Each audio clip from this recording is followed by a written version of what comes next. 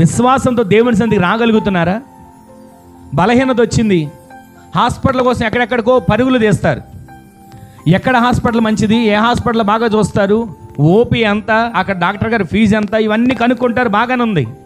కానీ అంటే మందులు వాడడం తప్పు అని నేను చెప్పట్లా, మీకు ఒక మాట జ్ఞాపకం చేస్తున్నా. దేవుని సన్నిధికి పరుగున అదే రీతిగా పరుగును తీసుకొని రాగలుగుతున్నారా?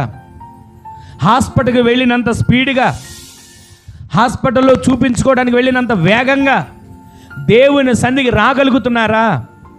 ఆయన సన్నిధికి వస్తే వస్త్రపు చెంగు ఇక్కడ సంచరిస్తుంది కదా, ఆయన సన్నిధికి వస్తే నీ విశ్వాసం ద్వారా నీకు స్వస్థత కలుగుతుంది కదా, ఆయన సన్నిధికి వస్తే సర్వశక్తి కలిగిన దేవుడు నీ సర్వ ప్రయత్నాలు సఫలపరుస్తాడు కదా.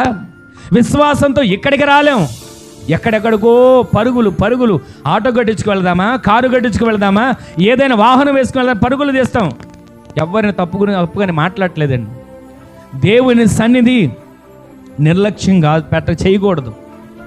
దేవుడు మనల్ని ఒకసారి నిర్లక్ష్యం చేస్తే మన బ్రతుకు ఏమవుతుంది? దేవుడు ఒక్క క్షణం మనల్ని పట్టించుకోకపోతే మన పరిస్థితి ఏమవుతుంది?